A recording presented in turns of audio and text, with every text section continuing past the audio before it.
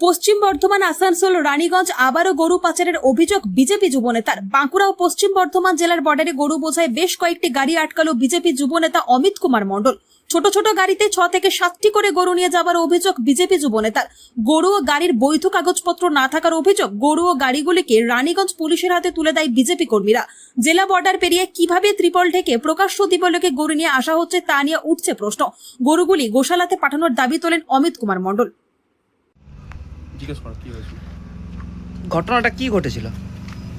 দেখুন কিছুক্ষণ আগে আমরা খবর পাই জাস্ট 11:30-12টা করে যে আমাদের সাহেবগঞ্জ মোড় হয়ে পথে কিছু গরুকে নিয়ে যাওয়া হচ্ছিল গির্জাপাড়ার ওখানে। ঠিক আছে, যে গরুগুলোর কোনো গাড়ির বৈধ কাগজপত্র ছিল না এবং গরুগুলো পাচার করারও কোনো লাইভ স্টক কাগজপত্র নেই, গাড়ির কোনো বৈধ কাগজপত্র নেই। আমার কাছে খবর আসে, আমি তৎক্ষণাৎ সেখানে পৌঁছে গরুগুলোকে যখন আমি দেখি যে গরুগুলোকে মুখ হাত বেঁধে একটা গাড়ির মধ্যে শতাব্দী গাড়ির মধ্যে 10খানা গরু নিয়ে যাচ্ছে, তাদেরকে যখন জিজ্ঞেস করি যে গরুগুলো কী কাজের জন্য নিয়ে যাওয়া হবে, তখন তারা বলে ব্যবসার কাজে। তো এই বাচ্চা গরুগুলো ব্যবসার কাজে।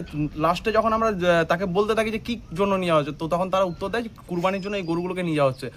আপনারা ভাবুন, দুটো জেলার বর্ডার, বাঁকুড়া পশ্চিম বর্ধমানের বর্ডারে, গোটা বাঁকুড়া থেকে গরুগুলো কিনে তারা পশ্চিম বর্ধমানে পাচার হচ্ছে, নিয়ে যাওয়া হচ্ছে কাটার জন্য, জবাই করার জন্য কুরবানিতে।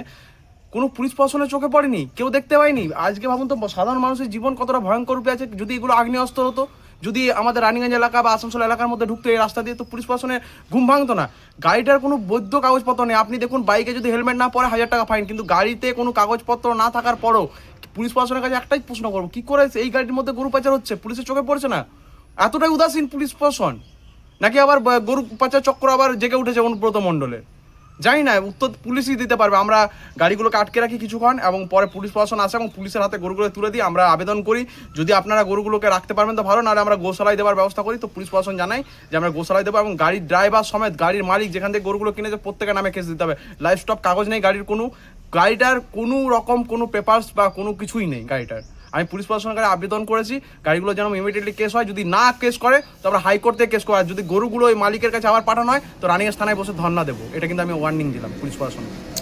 আপনার নাম? আমার নাম হচ্ছে অভিক কুমার মণ্ডল। আর কি ঠিকানা? বাস।